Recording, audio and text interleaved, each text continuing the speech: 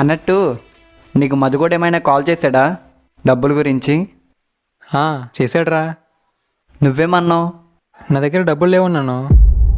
ఏంటి, నీ దగ్గర డబ్బులు లేవా?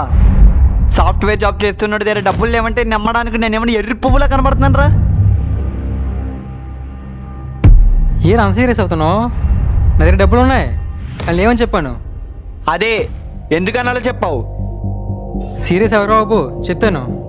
ఈ ఏప్రిల్ 1 కదా, ఆయన ఏప్రిల్ ఫోన్ చేద్దాం అలా చెప్పాను. ఇదిగో వాడికి ఇవ్వాల్సిన 5 lakhs.